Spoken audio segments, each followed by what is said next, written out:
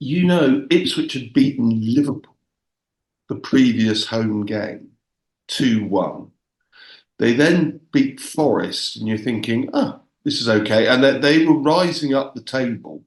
And you mentioned the program. I don't know if you keep programs or you kept the program. But the good news is, as I usually do this, Wow. that is the program for the Forest game. And I love the picture, Yeah. just covered in snow. Yeah. I mean,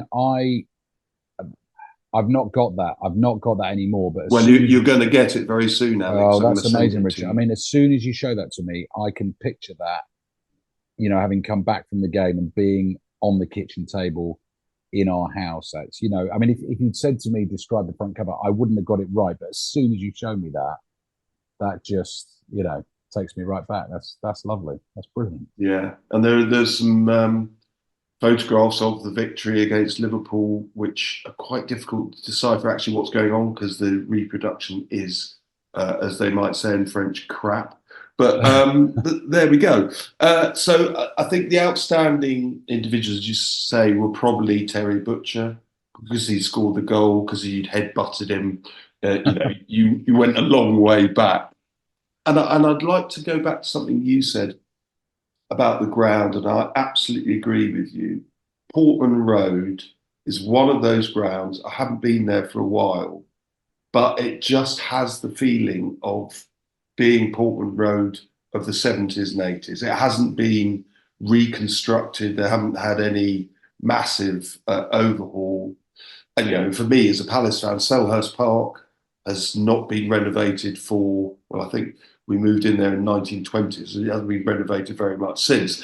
And I love that because, for all the great stadiums, Tottenham Hotspur Stadium, the Emirates, whatever it might be, there is still the sense that it's not quite got the soul. It's not Mm. quite got the spirit because it's completely new and fantastic architecture, but it's not for me a classic football stadium. And I am a big fan of classic football stadium. Yeah, yeah. I mean, I'm sure, Richard, every football fan has their favourite bit about going to their own ground. And mine for Ipswich, and I got that tingle and that buzz again this season when I went to do the Maidstone game. And again, I remember this as a kid sitting in, the back seat of the car with Dad driving us there.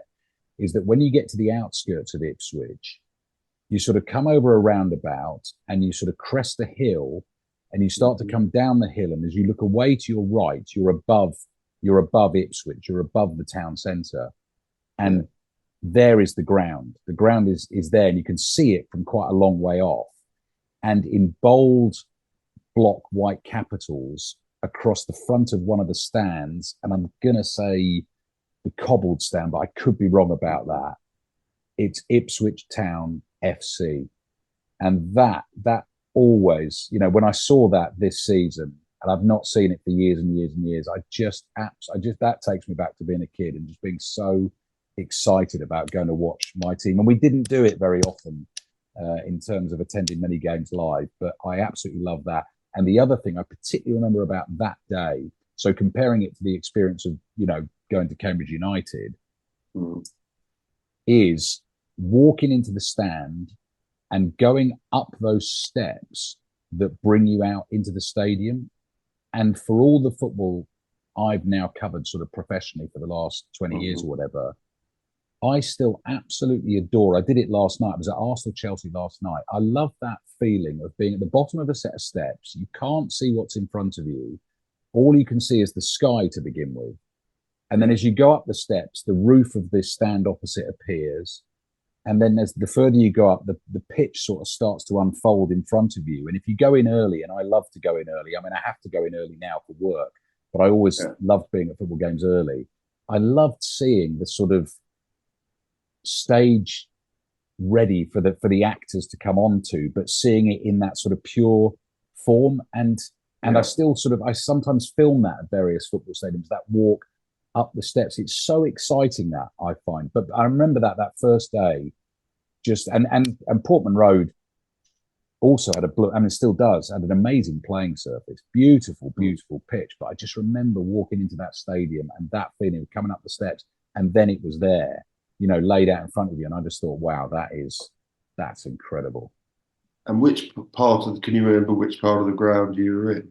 Yeah, we used to sit in the Pioneer stand. So we weren't in with the sort of hardcore, regular season ticket holder Ipswich fans. The tickets we could get were in the Pioneer stand. So we were so that's one of the stands that runs alongside the touchline. It's actually the stand we're in for commentary duties now. The press facilities are in there. It's probably, okay. It's not called the Pioneer stand anymore.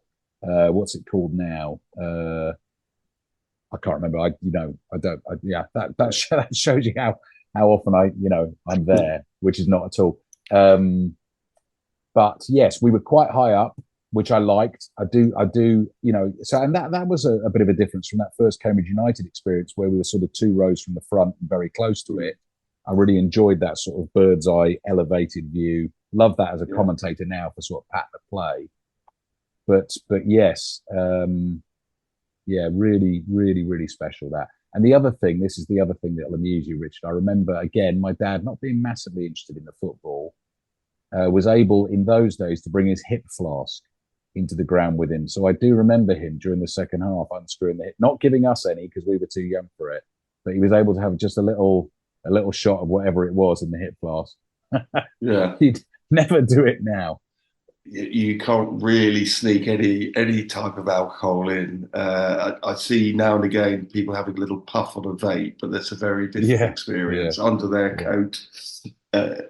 So Portman Road, actually the crowd, I mean, it was a bigger crowd than you had at Abbey Stadium, but it wasn't a big crowd. It was 12,500, which you're thinking, this is top tier football. And okay, so Ipswich weren't having a great season, but 12,500 seems low to me. Yeah, I agree with you. And I think particularly, that's the disappointing thing, like I said to you, Richard, about being an Ipswich fan from a young age, to be young enough to remember that team, but not getting to see that stadium absolutely jumping with that brilliant team of the early 80s playing in it. I mean, if you go there now, this season, after 20 really hard years as an Ipswich Town fan, the last couple of seasons, that place is absolutely jumping again. It's a really, really, like you say, characterful football stadium, still a fantastic playing surface. Lovely welcome. I've always had that as a fan or as a journalist, whatever. Lovely welcome when you go to that club. But the atmosphere now is terrific, and I think I do remember that day thinking it was a bit flat and a bit empty, and maybe actually that's why we were able to get the tickets so easily, and we decided, let's go along and do it. So it wasn't in terms of the memories of that day. It wasn't sort of spine tingling atmosphere that I'd take away with me. It was more just the experience of Portman Road and my team playing in front of me live for the first time. Yeah. So you say your dad was, was your mum there? Your brother was there clearly, but had mum then said, right, over to you, Dad, you're now in charge of this lot? Yeah. No, it was the 3 of us. Yeah. And do you know what, Richard, for mum's brilliant role that she's played in all of this, I'm not sure she's ever been to Portman Road. I don't remember ever going with mum. I always remember going with dad or going with friends or going with, other people's parents. Maybe that's something that's got to be done, Maybe that's not after all these years. Maybe I've got to get mum to a game. Exactly. Maybe to thank her. Birthday treat, go to Cambridge. That would be taking her back. And then I'm assuming you and your brother started going fairly regularly after this this game, or was it still a bit of a gap? Yeah, no, we didn't really, Richard. We didn't, like I say, because we played quite a lot of sport on Saturdays, and because it just wasn't.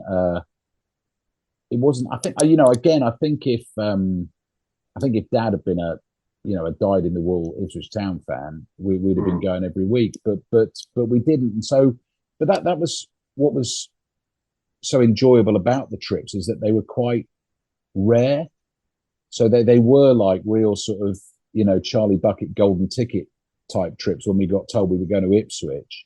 that was really exciting. Sadly, the team at the time when we were going in those few years, wasn't as good as it had been. But no, it's funny now because I go to football 2-3 times a week. I question, Richard, whether if I'd not gone into the job I'd gone into, would I have been a season ticket holder somewhere? Would I have got? I mean, I certainly wouldn't have attended as much football as I do now. That goes without saying. But I think I would have spent my weekends probably playing my own sport because that's something I've not been able to do for sort of 20 years because of the job, because of weekend work. I think I would have been a more sort of active participant in sport and probably followed it on the radio and television. And a bit like with my family when I grew up, gone to the odd sporting occasion here and there. And it's similar now with my boys. My lad Rory has chosen Tottenham as his team. I've not been able to persuade him to support Ipswich. Oh dear. Dear, oh dear, oh dear. So, and I've taken him to Tottenham a couple of times, which has been an amazing experience. That stadium is incredible. It's very, very different from the stadiums that we're kind of talking about in those days. Cool. But, he won't go regularly because of my job unless he ends up sort of making mates with someone who's going to go week in, week out, or whatever. But I don't know. I just quite enjoyed it as something special that we used to do. And I think the memories stand out because of that. But saying that, I mean, if we were able to go every other week as a kid, I wouldn't have turned that down. I definitely wouldn't have turned that down because I don't think there's anything better than watching live sport. I absolutely love it. And not just football, any sport really. And you mentioned other sports. Had you? I know you're a massive cricket fan and you like your rugby, etc. Had you been to other sporting events at this age, and you could compare? So maybe, I don't know, you'd been to watch Essex as probably the closest county cricket club, or maybe you'd even been to Lords or the Oval or something like that. Yeah, good. That's a really good question, Richard. My brother picked Essex. I picked Northants. He was a Gooch fan. I was an Alan Lamb fan. So we had that little rivalry going on. So we'd have done a bit of that. I think we'd have done a bit of sort of 40 over Sunday league stuff. Yes. Again, my mum's going to get another massive pat on the back here. She was the one that took us to a day of Test cricket at the Oval to watch England against the West Indies. That amazing West Indies team in the early 80s. England were getting obliterated, but I do remember Robin Smith coming out and sort of playing one of those typically pugnacious innings against the West Indians and fiercely cutting the ball, towards the fence. And for whatever reason, we were in amongst on that day hundreds of West Indian fans, and I remember that clearly because their joy in watching their team and supporting their team and their noise. And I do remember my mum sort of looking around thinking, "Are we safe here?" But we were perfectly safe. It was just an utterly riotous, joyous occasion, but very, very, very different from Cambridge against Newport. But again, credit to mum for giving us the opportunity to go and do that. Absolutely. And the Oval, it sort of became almost like part of the Caribbean, didn't it? And that, as you say, that was the great West Indian team who were basically pulverising England, or any team actually. But the Oval was a lot more West Indian fans could go rather than Lords, which is all a bit debenture and, the bacon and egg tie. I think it's interesting you chose Northants because of Alan Lamb, because Alan Lamb, for me, he's not a million miles from Romeo Zondervan, because quite a lot of black hair, big moustache. So there's this. And also the theme here, Ali, it keeps going. So one of your first cricket matches is England against the West Indies. England probably lost by a couple of hundred or even an innings. Cambridge lost, got relegated. Ipswich lost, got relegated. I mean, far be it from me to suggest this is actually becoming more than the theme, and it's actually a trait. But there we go. I've never thought about that, which I've never ever put any of those sort of links together. But I guess it's sort of, getting you ready for disappointments later in life, and when the joy and the victories eventually come, you enjoy them all the more. Well, of course, and I think that is an important part of football sport. is that you do have to go through the agony to enjoy the ecstasy. And if it's untrammeled success over years and years and years, the next victory doesn't mean so much. The next title, Premier League, Champions League, whatever it might be, when you've had very slim pickings, and particularly when you started with two sides who are going to get relegated. Okay, so Ipswich won, Cambridge lost, but I think that builds you up for the rest of your sporting life. You are ready for a bit of glory, maybe, and maybe the team you support stays in the division, or goodness knows gets promoted. I did say I'd have to raise it. So going back to this Ipswich side, they did get relegated, and actually they were really unlucky. When you look at the last day of the season, they were actually outside the relegation zone, and there were three clubs who they were vying with who all won their games. So I believe it was Leicester, Coventry, and I've written it down here somewhere, and another team, and they all won, which sent Ipswich down, which is, it's quite tough to be in that. And, we've all been on those, the horrible last day when you've got to, in the old days, you used to listen to a transistor radio to see what was going on. But, nowadays you obviously got it fed to you through various other means. But, oh God, they've just taken the lead. That means, where's our goal difference? That sort of stuff. That's character building as well. But I'm sure you probably, as you say, you didn't go back to Ipswich that often, so you weren't there. But this Ipswich Town got relegated.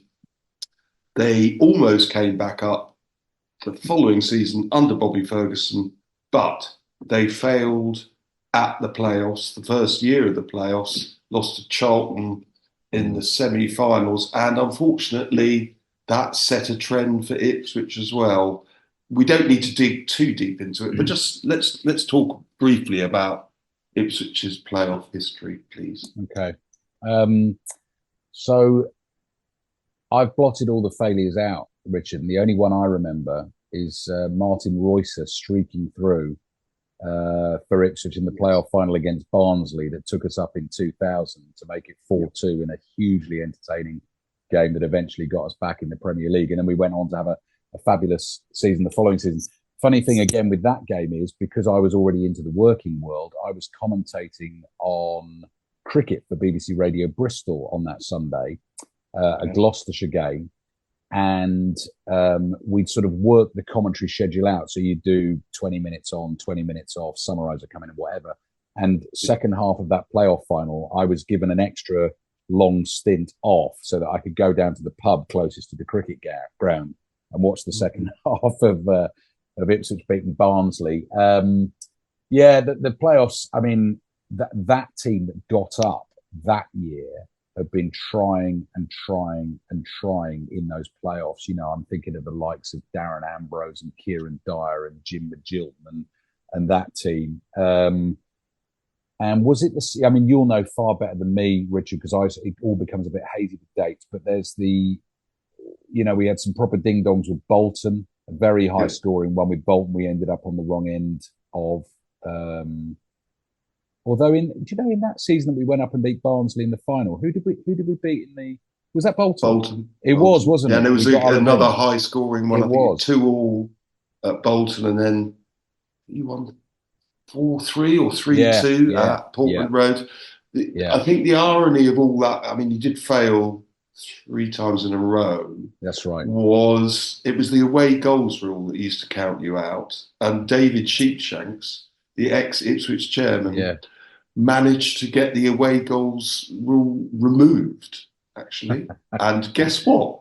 The following season, you were promoted, because that was the Barnsley season. But actually, in the end, the away goals wouldn't have counted against you. But I just love that David Sheepshanks had enough of this. We can't keep failing in this horrible playoff thing. We're going to change the rules, got promoted. And unfortunately, I know you said you blotted out most of your playoff stuff and you only remember one, because unfortunately Ipswich have been in the playoffs 8 times now and they've only won it once. And there is a painful one, which I have to raise, which is the 20 14-15 against our old friends Norwich. Do you remember Norwich. that Yeah, one? I was in Mexico for a wedding, Richard, while that was Ah, going. I good mean, place to be. that's yeah, get as far away from it as you possibly can. So a very good friend of mine married someone in Mexico City, so I was over there, sort of following it from over there. Um, yeah, I mean that Ipswich team, I think Mick McCarthy did an incredible job with that Ipswich team to Yeah, get them into those playoffs. It's a very different Ipswich team, that one, from this Ipswich team, who could still go up automatically, but let's wait and see. Um, Again, if they came up against Norwich in this season's playoffs, there is going to be a bit of dread about that from the Ipswich fans, because the run, it's 14 games now that we've not been able to beat them. But I think Norwich fans, I mean, Chris Sutton would agree with this. We've chatted Ipswich Norwich all season. yeah, Norwich have come on strong in the second half of the season. They deserve to beat us at Carrow Road recently, but Ipswich at their best this season have been better than Norwich, and at some point the run's got to end. So there would be no yeah. better place for that to end than in the playoffs. I mean, clearly, if you lose playoffs against your greatest rivals, that is the worst type of defeat you could possibly face. I think all in all, though, Richard, I supporting Ipswich, which I now do from afar. Mm. I very rarely get to see them live, but they're still my team. They always have been, and I always look out for their results. And it's been a pretty miserable experience for the last almost 2 decades, Yeah, yeah, yeah, really, for Ipswich. There's not been much to shout about. The last couple of years have been amazing, and the way they've played in getting the success has been terrific. And in a way, I feel, certainly in the race for automatic promotion, the pressure isn't really on Ipswich. I know lots of people would say, well, these chances don't come around very often. If you don't get it this time, you might not get it for another 10 years. But, yeah, they've just come up from League One. Leicester, Leeds, Southampton. Though, I mean, Southampton can't get there now for automatic, but those are the teams that have just come down, have got all the budget. I think it's amazing that Ipswich are even up there fighting for automatic promotion. I really hope if they drop into the playoffs, they don't sort of, get that slump that we so often see where teams they've been going so well all season, and they just, yeah. they peter off. Who knows? Who knows? But the last 2 seasons have been, whatever happens this season, the last 2 seasons have been amazing, and those players and Kieran McKenna and everyone involved have done a truly sensational job. Absolutely agree. I mean, I've seen them a few times uh, just on telly, and they are really impressive the way that they just keep going. And there have been some dramatic last minute winners and equalisers. And you, you sometimes watch a team and you think they have got the force with them, in that, they just are going to keep going and they will get there in the end. And I think you're right. I think if they don't make it this year, I think with a fair wind, as long as they keep McKenna, hopefully, they will maybe go on. And I think a lot of people coveting McKenna for what he's done, and I would be wary of letting him out of the building, actually, because I think he is Mm. relatively hot property. Uh, Talking of hot property, I just wanted to also go to a couple of other firsts in your football history. So I know that you did some work. You were at uni in Bristol, and then you started working at BBC Radio Bristol. Mm. Tell us about the first game that you covered for them, because I think that's quite an interesting one, and not one that many people would have been in attendance for either. Yes, I know what you're thinking about, Richard. Do you know what? Funnily enough, I was thinking about my first commentary there, which has a different story attached to it. Maybe we'll come on to that. My first ever experience of football reporting for BBC Radio Bristol was actually um, not really as an employee. So I'd left university. I didn't know what I wanted to do with my life, or I'd not really made enough plans. My mum had pushed me towards sports journalism. I applied for some journalism courses, which I couldn't get onto because my CV had nothing on it that suggested I really was committed to the career of journalism. So it then meant another year sort of writing letters, trying to get work experience here and there. I went and did a day at BBC Radio Bristol. They kept my number, and then just ahead of the Boxing Day football in what year? 1996, I'm going to say. Mm-hmm. I get a phone call just before Christmas saying, could you go and report on Bishop Stortford against Yeovil Town on Boxing Day in the, what would that have been in the Isthmian Isthmian Premier? Premier, I think. Isthmian So, yeah. Premier. Yeah, with the terrifying Graham Roberts, former Tottenham hard man, as Oh, the yeah. Yeovil manager. Yeah, yeah, yeah. Ooh. Yeah. So I said, oh, yeah, no, absolutely, definitely got to do that. And they said, right, have you got a mobile phone? I went, no, I haven't got a mobile phone. And mobile phones literally had only just sort of come into Yeah, being yeah. then. So me and my dad raced off, went and bought this enormous brick of a mobile phone and, got it all Yeah. working, whatever. And off I went. And it wasn't commentary, so it was just to do the updates Okay. Yeah. on the game. But I remember thinking at the time, that whole thing of, right, if you get a chance to get your foot in the door, A, do it well, do it the best you can. B, without being an idiot, try and do something memorable. Try and make someone Okay. listen to it and think, oh, this guy, has got something. So terrible decision. The way I decided to do that was full-time report. I think Yeovil beat Bishop Stortford by a goal to nil. I think this was a promotion season for them, so they were pushing to go up. And my opening line in my match report was, "It's yo ho ho for Yeovil on Boxing Day," and it was so funny because I drove away thinking, yeah, I was quite pleased with that. It was all right and whatever. And I got a call afterwards. I mean, it was a guy called Will Schindler who was in charge at BBC Bristol then, and very kindly gave me a call a few days later to give me a load of feedback on what went well, what didn't go well, and whatever. He wasn't mad keen on the yo ho ho line. He said, No. don't worry about that sort of rubbish. So, but anyway, they gave me another chance, and there was a guy there called Jeff Twentyman, who was a former Bristol Oh, yeah, I Rovers remember player. him. Bristol Rovers player. Yeah, yeah. Yeah, yeah. Oh, Jeff. I mean, still one of my best friends, but he was then in charge when I came back to BBC Bristol and started working in the sports department full time. And again, an incredible boss in terms of teaching me, guiding me, sort of giving me the confidence. That he was the one who got me into football commentary. And I whenever we speak, we play a bit of golf together now. I thank him every single time because I wouldn't be doing what I do now were it not for his guidance at that time. Absolutely. So let's move on to the first commentary game, which I know Jeff, I think, was involved in that because he sort of set you up with. It wasn't a hospital pass, but you didn't have a lot of time, I gather, to prepare, which I think was deliberate. Yeah, totally deliberate. Man management. We'd been talking that season, so this would have been, let's think, probably 97, 98 season.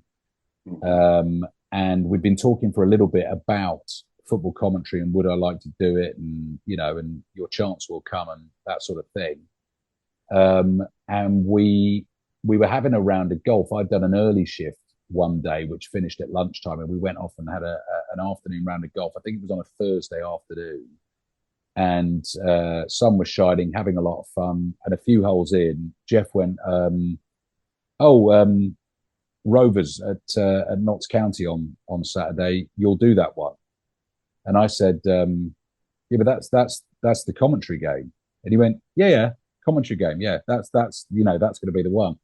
Now, whether that was meant to put me off my golf that day or not. Yeah, I was going to say you got the yips after that. Yeah, but it was a really clever bit of, because I didn't have too much time. I think if I'd had a week or 2 weeks to build up to that, I think I would have been very, very nervous doing it. I was still nervous, and I remember doing that day and getting through it, and Jeff saying things like, "You didn't tell me which colours the team were playing in, which ends they were shooting toward." All those classic sort of radio commentary mistakes, the real basics that I didn't get right. But it was a great introduction, and then very, very luckily there. I mean, that's the great thing about the local radio upbringing is the amount of opportunities I got to do commentaries every single weekend on Rovers and City, just to get you ready for what I do now, and sort of not only the hours you're getting under your belt, but it's probably a slightly safer space to do it in than sort of starting on national radio. I think in Yeah, terms of the audience and the kind of reception that you might get. So yeah, I loved my days. I loved my days at BBC Bristol doing those games. brilliant. And can you remember your first five live commentary match? Um, I can't actually, Richard. I can't. I definitely could look that up. I arrived in 2001, Mm-hmm. working in the sports room. Immediately put my hand up and said, football's something I'm into. But it was a very, very, you're picking the sport there that is the most popular on the network and is the most Yeah. competitive to get into. But I'd done so much of it at local radio level that that's what I really wanted to have a go at. Got my job full time as a commentator in 2004, but I would have done commentaries before that. I mean, I can tell you a horrendous, and this isn't my first game. Had it been my first game, I wouldn't still have a job now. The one I do remember is doing a Manchester United game with Mike Sewell again. Mike Sewell and I were Yeah. down to be the two commentators on a Manchester United game, and me setting off on the Saturday morning from London, where I lived, and leaving hours and hours and hours of time just in case, flat tire, traffic, whatever goes wrong. But sure enough, got caught up in traffic and could just see the minutes and ticking away up to kickoff time and thinking, right, okay, I'm not going to have much time when I get in there, but I will have time to sit down and, have a cup of tea. And I'm like, no, that's gone now, whatever. And I pulled into the car park at Old Trafford at kickoff time at 3 o'clock. So the game is starting, and I'm still in my car. I'm listening to the game I'm meant to be commentating on while I'm in my car, which is just ridiculous. And obviously nowadays, because we haven't got two commentators, there wouldn't have been anyone there to do the game. So I got in, and by the time I'd parked, and it's quite a walk actually, and once you've done all the security and whatever and got in, I literally sat down in my seat and I was sort of saying, Mike was commentating away and I was, profusely apologizing. Someone put a team sheet in front of me. This is at about 19 minutes into the game. I had a very quick scan down of the team sheet. And then at 22 and a half minutes, midway through the first half, Mike Sewell hands over. And you would never have known that I'd not been there for any of that time, but I literally sat down, picked up a microphone and talked. But what was a really good lesson about that, actually, Richard, was we do hours and hours of preparation, which is really important for any football commentary you do. But sometimes it's a really good idea to test yourself. I didn't do that deliberately, but to put the notes away and just do it. And you really puts you on your mettle. And actually, I think sometimes when you put the notes away, it actually makes it a better radio commentary because you're just focusing 100% on describing sights, sounds, smells, everything you can see, and you're not wrapped up in all your stats and notes and all of that kind of thing. So not a lesson I would have wanted to learn that way, but No. but a good lesson. And I did leave myself enough time. I just got unlucky. Oh, I would be sweating so profusely in that example. I mean, we talked about it earlier. Uh, I'm like you. I hate being late for anything. I'd rather be 2 hours early. And my wife usually is the opposite. Say, "Oh no, it'll be fine," and I'm just going, "No, please." So we are on the same page there. Couple of last things. In fact, you mentioned one of these before, is taking other people to their first game, because when you're an adult, you can then take, your children, your wife, whoever it might be. And I think you said you took your eldest son to Salisbury game. Is that right? So Yeah. was that something where you went, right, Rory, take this in, watch this, smell the onions, all that sort of stuff, or did you let him just go with the flow, apart from Yes. listening to the people swearing at the opposition Yeah, goalkeeper? that's right. So that was my elder son Ewan who enjoyed the swearing, and my Ewan, younger sorry, son right. Rory. Yeah, my younger son Rory, who's more into the football. No, I think a bit like my parents did with us, Richard. I'm very keen that they get a chance to experience as many things as they can, and then not push them in any which way. Just let them decide what they like, what they don't like.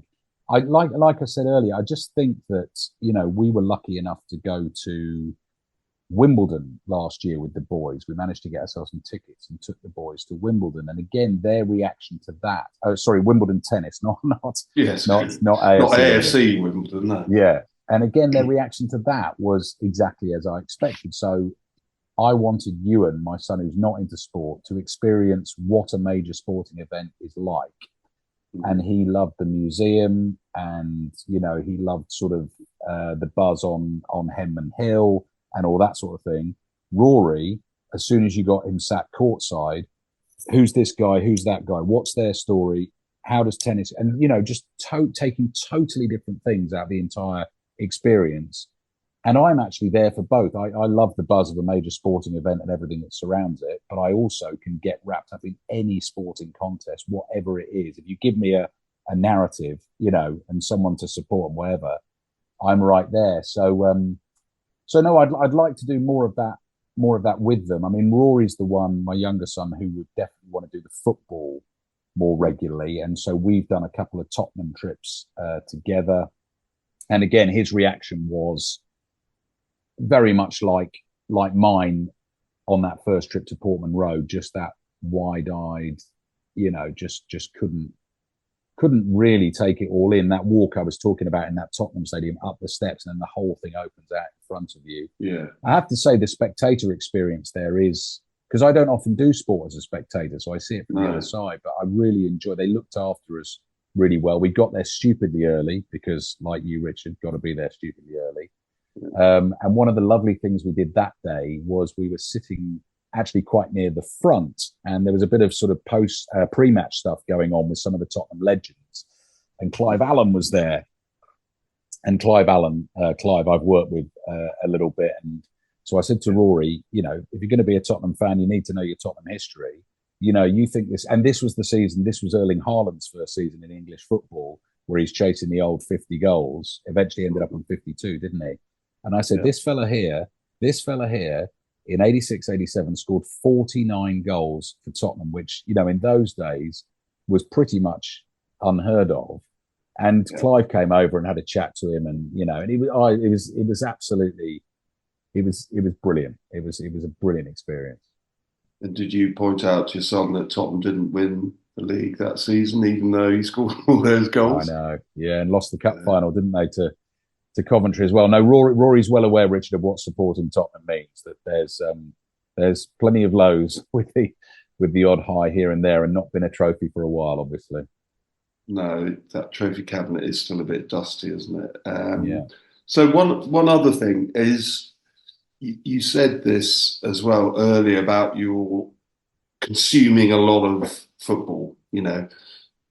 Match magazine, watching it on telly. Can you remember your first FA Cup final or your first World Cup finals? What was the impression that you had? Because obviously you had the bug. Yeah.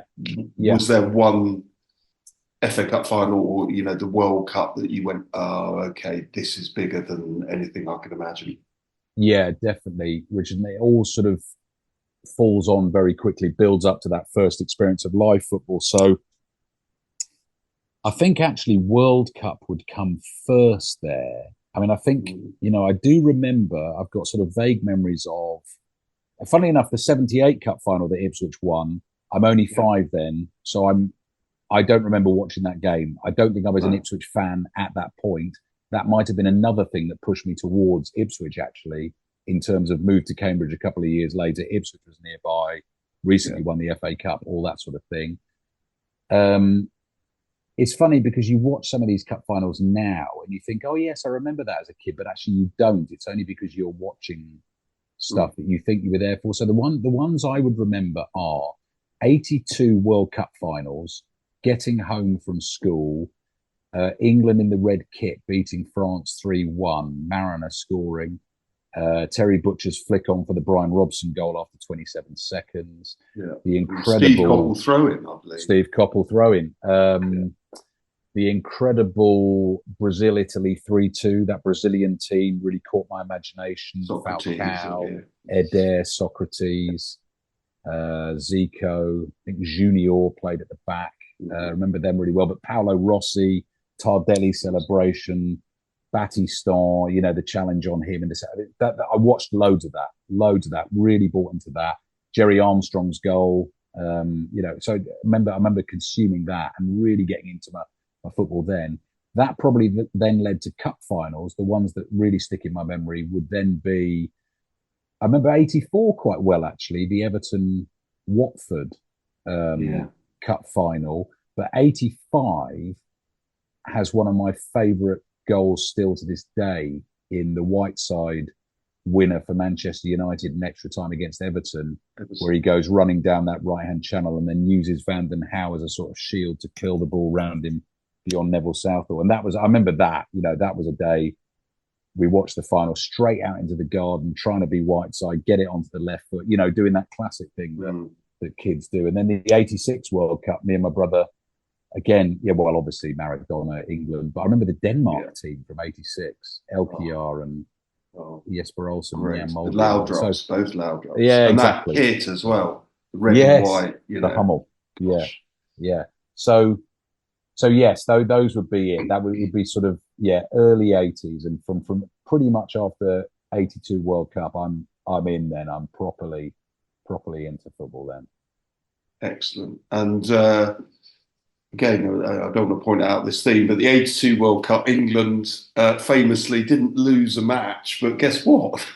They were knocked out. The first team to do that. And I don't want to stamp on old ground, but it's been fantastic looking at how you've taken on basically losers, and you stuck with, well, you didn't stick with Cambridge, but you stuck with Ipswich through thick and thin after them getting relegated. We've also enjoyed the fact that you headbutted Terry Butcher and got away with it. But I think that the abiding memory for me, and the thing that will stick with me, is what you owe to your mother. What you owe to your mother for taking you to that first Cambridge game with your brother, taking you to the West Indies game at the Oval, and just basically being your guiding light, let's say. And I'm sure she'll enjoy listening to this podcast. She probably doesn't listen to that many podcasts, but no, I'll point her towards it, Richard. I mean, she always gets slightly embarrassed when I do this, but I feel a massive, debt of gratitude to both my parents, obviously, but it's just funny that, and mum, in terms of pushing me towards this career, she was the one who produced an old school report. So I'd gone back, or maybe it was when I started that school at 7 in Cambridge, and the first thing we had to do was write about something you'd done in your summer holiday. And I wrote about a football game I played in, and the teacher, Mrs. Grice, I remember her, had written underneath something like, very entertaining account. Maybe you should try and become the next Des Lynam. My mum still has that. My mum still has that note. Wow. Which is just, a ridiculously, I mean, obviously never get to Des Lynam's levels, but in terms of ending up, working professionally for the BBC and getting to cover sport is, I do. I do thank my mum for it. I really do. Brilliant. So it's been a pleasure having you on, Ali. And again, like every single person I've had so far on this podcast series, it's always slightly different. There's always a couple of things that you go off and you don't quite follow the traditional route. I don't think there is a traditional route, to be fair. I think there's ways in which you can develop your love of the game, whether it's football or any other, and it will always be unique to yourself. And let's face it, you have ended up working in football, and as you say, you go to games professionally now rather than as a spectator. So I'm looking forward to you taking your mother for her next birthday treat to the Cambridge game that will be there. But as I say, it's been a pleasure having you on, and I'll look forward to catching up with you again soon. Yeah, no, thank you, Richard. Can I just say very quickly as well, just in connection with this podcast, people who are enjoying this podcast like I am, should definitely please look out for a book that my cousin is writing, which is going to be called Head for the Floodlights. So if you want to trip down memory lane and particularly want to hear stories about football grounds that just aren't there. I mean, Portman Road obviously still is there now, but my cousin Giles, who also, funnily enough, works for the BBC. Don't know what it is with our family and working in sport for the BBC, but undertook this epic journey with his dad. I think it was over 3 summers to do the 92 football clubs. Wrote an article about it on the BBC Sport website last year. It's now being turned into a book. His memories, his obsession with football, but some of the grounds he visited and the experiences he had, which you just cannot do anymore because those grounds aren't there anymore. It's all changed. It's going to be an emotional read because of the personal story connected to it. But if you love your football from that era that we've been talking about today, definitely get it, because I promise you it's going to be great. I will keep an eye out for it, and all listeners, I'm sure, will. When are we hoping this will be published? I think, Richard, I think it's got to be in by end of June, Giles was telling me. So probably coming out a little bit later in the year. Yeah, it'll be about three. It'll be out for Christmas. Let's hope so. Yeah, exactly. Yeah. Having written a few books, it's amazing when you finish writing them. You think, okay, that'll be out in a few months. It's not. It's actually more than that. But as I say, been a pleasure having you on, Ali, and look forward to catching up with you again soon. Absolutely, Richard. I've thoroughly enjoyed it. And thank you very much for pointing out the link with all the losing teams I support. But maybe, just maybe for Ipswich, that is going to change this season. We'll see. Yeah, watch this space.